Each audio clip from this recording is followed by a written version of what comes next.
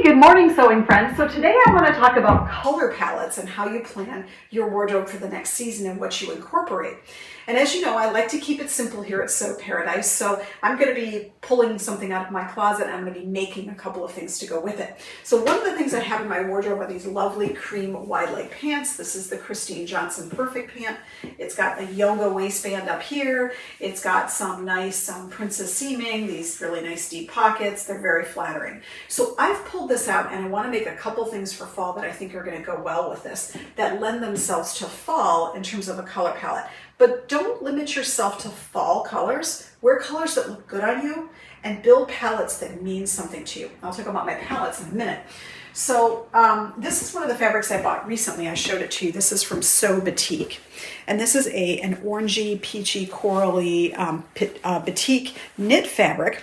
And she suggested the mile end from Closet Core, which I have. So I got enough to make the mile end from Closet Core. It's somewhere between a t-shirt and a thicker knit. So it's a little heavier on the t-shirt side, but a little bit less than a sweatshirting. So I'm definitely going to make that, and it'll feel like a lighter weight sweatshirt. This is a great option if you live in a warmer climate to go with a knit like this. And I'm kind of calling fall this year. I don't have a new name for my palette yet, but I'm going with more coral and peach and those kinds of colors, which really don't seem like they would be fall colors, but I'll show you how I mix them all in. The other thing that I went and grabbed out of my stash, look at this big thing. Look at this beautiful thing. This is, I'm going to show you the edge here.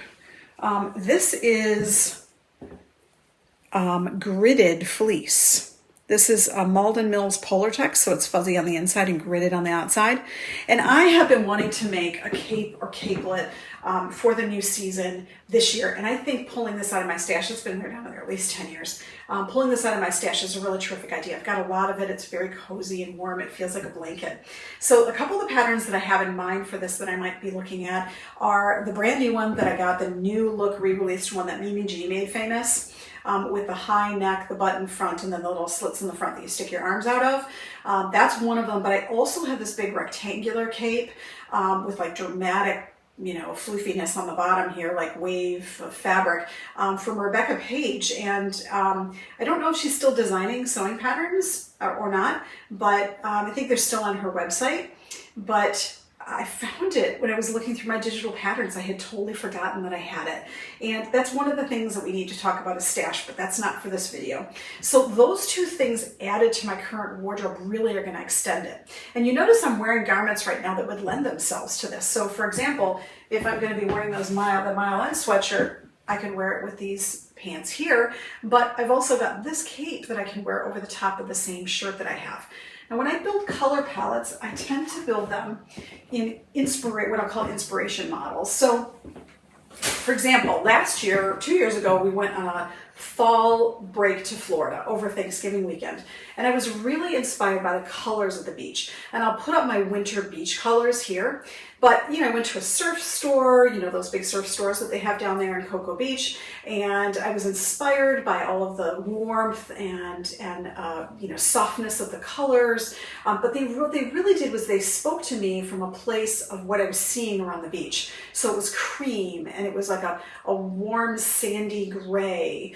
It was the slate blue, clear blue of the sky. Even those, and Cocoa Beach, is famous for this. They call them candy color skies. So when the sun sets, we get this too up north in Michigan. When the sun sets on the other side of the peninsula, the skies on the east side turn like candy colored pink and blue and purple. That's their sunsets. It's really beautiful. So I was really inspired by that. So my winter color palette is what I'll call winter at the beach. Now, my January color palette tends to lend itself somewhere in the neighborhood of what I like to call greenhouse conservatory, so indoor greenhouse or January greenhouse. And I sewed this top that you can see, this bright floral, in January a number of years ago. And this is exactly embodies what I'm looking for in January. There's no flowers outside to save your life, even if it's snowy, rainy, cold, whatever. I've got flowers in my life on the things that I'm sewing, and I tend to gravitate towards those colors in January. So anything you might see in a hothouse or conservatory. You can go towards the arid side with the sages and corals and things like that that you would see in the desert, or you can go towards the tropical, which is more like this, where you'll see the brighter colors with pops of green. So I do tend to incorporate a lot of green in January. So I'll show you a couple of those color palettes. And when you're thinking about how you want to build your wardrobe and how you want to look at your stash, start building it around color palettes. And go down in your stash and be inspired by the things you already have that lend themselves to that. So I've got a lot of green and teal and things like that in my wardrobe. That's going to be perfect for this January conservatory look. But I also have a lot of these winter at the beach colors. It's going to be great for my winter palette as I bring things in from my wardrobe and then do my pick one and make two from my sewing planner. So that's how I plan things. I don't tend to look at what's popular for the year or what's traditional for the season. I tend to look at things that speak to me in my wardrobe and speak to me where I am with developing a good color palette that works well for me, and it also works well for making things that I want to wear. Now, I do want to show you a little bit of a fall color palette, but I want to show it to you in the context of these are classics. So all of these fabrics, by the way, came to me from someone who gave me their stash. And so I did not buy these fabrics, but they are what I would call a classic trio that lends itself to fall. So let me walk you through it. These are all thicker cottons. So this is like a burgundy dot. This is a linen blend in a camel color. And then this is a blue with a very small print pattern.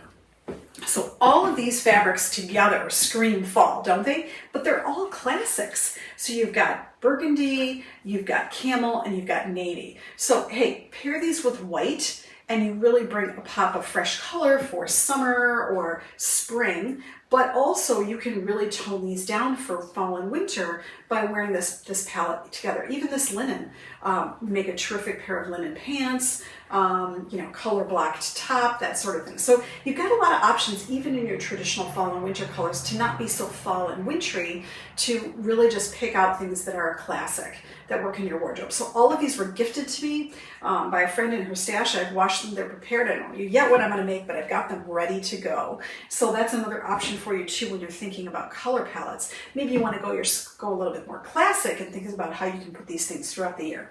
So one of my most popular blog posts ever, or Pinterest pins ever, was this one about, blog and Pinterest post, was this blog post about how to wear white in the winter. And I do white in the winter like this. I wear white jeans, I wear a gray sweater of some sort, like a light gray, sort of soft dove gray. And then I pair it with cream, I pair it with camel, I pair it with navy, I pair it with colors that are really classic in a way, sometimes even like a slate blue, that kind of thing. And that's how I bring in those whites into winter. White looks fabulous with light gray and camel. It's very classic, it's soft, it's a beautiful kind of cozy color. It feels a little coastal grandmother, for sure. And remember, the beach is there all year round. It's not necessarily tropical beach. So for me, when you see that I'm giving you beach color palettes, just know that I live in Michigan, where we have fabulous beaches, but they are wintry in the winter. But they are still beautiful. There's still sun, the water's still blue on many days. There's some angry days where it's cloudy and gray and the water is gray, steel gray, and super angry with white foam. But there's also days where it's beautiful and the water's a super deep, dark blue-green, and lends itself really nicely to that color palette. So think about your palettes in terms of the way that you live your life. Think about the color palettes and things that look good on you, and think about the things that you want to build into your wardrobe seasonally that really reflect you and your personality, not what somebody says you should be wearing in the fall. I haven't shown you anything here that's like a hunter green. I do like hunter green, but I haven't showed you anything that's hunter green. That's a traditional fall color. If you love hunter green, wear hunter green. I tend to gravitate a little bit more towards teal than hunter, but whatever works well for you, and I do have some hunter green in my stash. So whatever works well for you, think about building your wardrobe and your color capsule around things that work well for you. I've put up some color capsules here. There's more at the blog at sewparadise.com.